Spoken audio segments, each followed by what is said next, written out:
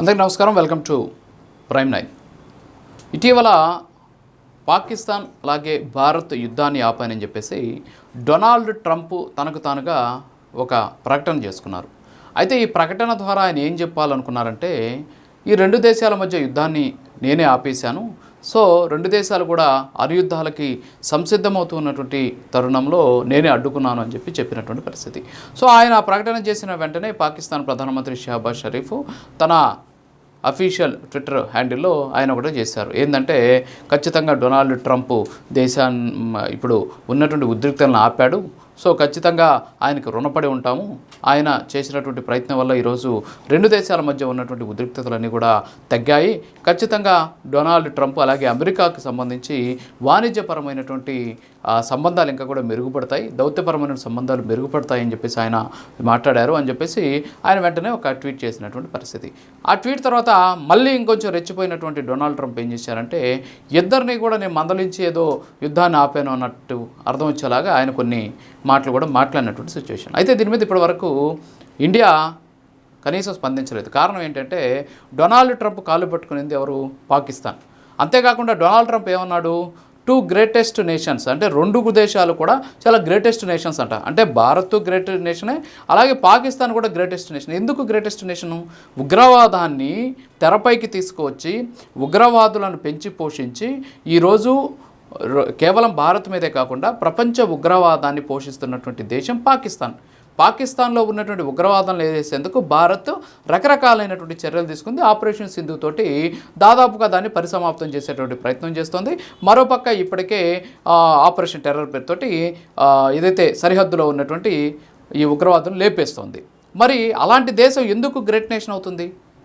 ఆ great nation అనేటువంటి పదాన్ని డొనాల్డ్ ట్రంప్ ఎందుకు మాట్లాడాల్సి వచ్చారు? సరే, ఇప్పుడు IMF ఉంది, ఇంటర్నేషనల్ మానిటరింగ్ ఫండ్ ఉంది. నిజంగా ఇంటర్నేషనల్ మానిటరింగ్ ఫండ్ పాకిస్తాన్కి ఎందుకు సపోర్ట్ చేయాల్సి వచ్చింది? ఎందుకని $1 బిలియన్ అప్పిచ్చింది? అంటే ఇదంతా కూడా చూస్తూ ఉంటే ప్రపంచంలో ఉన్నటువంటి కొన్ని దేశాలన్నీ కూడా భారత్ ఎదుగుదలను ఓర్చుకోలేకపోతున్నాయి. భారత్లో ఉన్నటువంటి ఐక్యతను దెబ్బతీసేందుకు, భారత్లో ఉన్నటువంటి దేశ సమైక్యతను దెబ్బతీసేందుకు, భారత్లో జరుగుతున్నటువంటి అభివృద్ధిని ఆపేందుకు, భారత్ ఎదగకుండా ఉండేలా చర్యలు తీసుకునేందుకు దేశంలో ప్రపంచంలో ఉన్నటువంటి కొన్ని దేశాలు ప్రయత్నాలు చేస్తున్నాయి.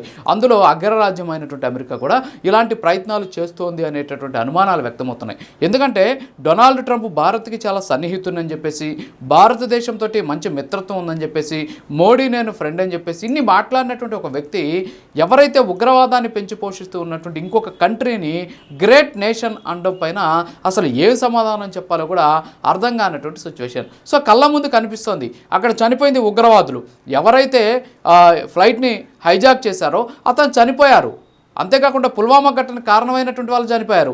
అంతేకాకుండా ఎక్కడైతే ముంబై పేలులకి కుట్ర పన్నినటువంటి ప్రాంతం ఉందో, ఎక్కడైతే వాళ్ళు ఈ శిక్షణ తీసుకున్నారో ఆ ప్రాంతాలన్నింటినీ కూడా భారత్ ధ్వంసం చేసింది. మరి ఇంత జరిగినా సరే అమెరికా ఎందుకని పాకిస్తాన్ని గ్రేట్ నేషన్ అంటుందో అర్థం కానటువంటి సిచ్యువేషన్. అంటే డొనాల్డ్ ట్రంప్ ఏమన్నా ఒక శాంతి బహుమతి, నోబెల్ బహుమతిని ఆశిస్తున్నారని చెప్పేసి కొంత ప్రచారం జరిగింది. సో ఆయన చెప్పినంత మాత్రాన్ని శాంతి బహుమతులు ఇచ్చేసేదానికి అక్కడేమి నోబెల్ కమిటీ కాసు కూర్చొని లేదు. సో నోబెల్ కమిటీకి కూడా కొన్ని పరిధులు ఉంటాయి, అంతేకాకుండా కొన్ని నిబంధనలు ఉంటాయి. సో రెండు దేశాలకు సంబంధించి ఆపడం అంటే, నేను ఆయన ఏదో ట్విట్టర్లో ఒక లైన్ రాసేసినంత మాత్రాన వెంటనే వచ్చేసి నోబెల్ బహుమతిని ఆయన మెల్ల వేసేసేటటువంటి పరిస్థితి ఉండదు. అయితే ఇక్కడ ఏంటంటే డొనాల్డ్ ట్రంప్ ప్రపంచ దేశాలన్నీ కూడా భారత్ ఎదుగుదలని ఓర్చుకోలేక ఈరోజు భారత్కి వ్యతిరేకంగా పాకిస్తాన్కి సపోర్ట్ చేస్తున్నాయనేటువంటి అనుమానాలు వ్యక్తమవుతున్నాయి. అంటే అదే వాళ్ళ దేశానికి సంబంధించి ట్విన్ టవర్స్ను కూల్చేస్తే మాత్రం అదే డొనాల్డ్ ట్రంప్ కావచ్చు, ఆ దేశానికి సంబంధించినటువంటి దేశాధినేతలు కావచ్చు ఏ విధంగా చిర్రెత్తుకొచ్చింది, ఏ విధంగా సైన్యాన్ని పంపించి దేశాలు దాటి వచ్చి మరి అటాక్ చేసినటువంటి పరిస్థితి. కానీ భారతదేశం మాత్రం తమ దేశంలో ఉన్నటువంటి సామాన్య పౌరుల్ని లోపలికి వచ్చి 26 మందిని చంపేస్తే మాత్రం చేతులు కట్టుకొని కూర్చొని ఉండాలనా?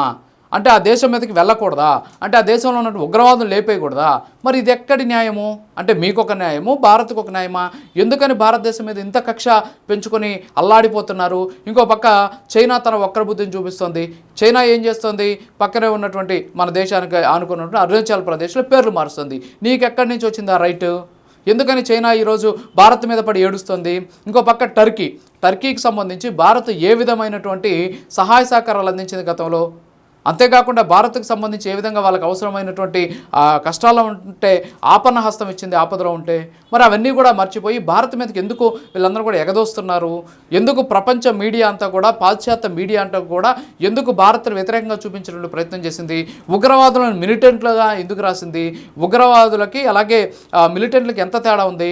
ఎంత దారుణం అంటే కొన్ని ఇంటర్నేషనల్ పత్రికలు, ఇంటర్నేషనల్ మీడియాల్లో ఆడ అటాక్ చేసినటువంటి వాళ్ళని టెర్రరిస్టులు అనే పదాన్ని వాడడానికి కూడా సిగ్గు లేకుండా గన్మెన్స్ అనేటటువంటి ఒక పదాన్ని వాడినటువంటి ఒక దౌర్భాగ్యకరమైన సిచ్యువేషన్ ఈరోజు ప్రపంచ మీడియాలో ఉంది. సో అలాంటి సిచ్యువేషన్లో ఉంది అంటే కారణం ఏంటి?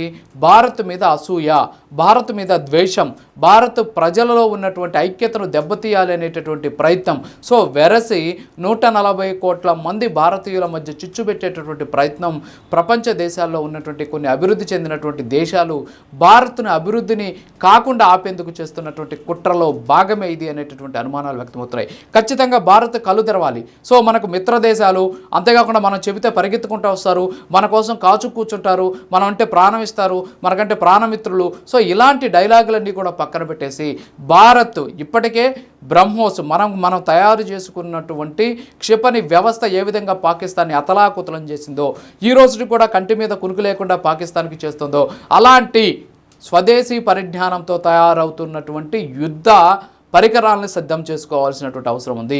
యుద్ధ పరిజ్ఞానాన్ని డెవలప్ చేసుకోవాల్సినటువంటి అవసరం ఉంది. ఏ దేశం మీద ఆధారపడకుండా, ఆ దేశం మీద ఆధారపడితే వాళ్ళు క్రెడిట్ని కొట్టుకొని వెళ్ళేటటువంటి అవకాశం ఉన్నాయి.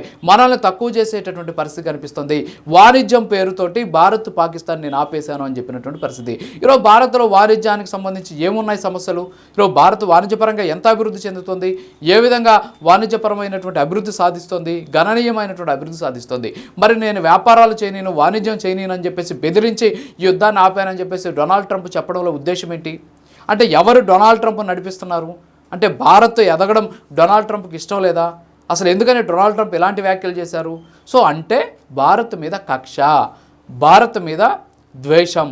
సో వీటితో పాటు దేశం ఎదుగుతున్నటువంటి దేశం ఎదగకూడదు, ఇది ఎదిగితే అగ్రదేశాల సరసన వచ్చి కూర్చోకూడదు అనేటటువంటి ఒక రకమైనటువంటి ఈర్ష్య, దేశాలు కక్షతోటి ఈరోజు డొనాల్డ్ ట్రంప్ కావచ్చు, ఇతర ప్రపంచంలో ఉన్నటువంటి అగ్రదేశాలన్నీ కూడా భారీ ఎత్తున దీని మీద ప్రయత్నాలు చేస్తూ ఉన్నాయి. అందుకే పాకిస్తాన్కి సపోర్ట్ చేసి పాకిస్తాన్ ద్వారా ఇండియాను దెబ్బ కొట్టేటువంటి ప్రయత్నం జరుగుతుంది. సో కాబట్టి భారతీయులంతా కూడా 140 కోట్ల మంది భారతీయులంతా కూడా ఒక్కటే.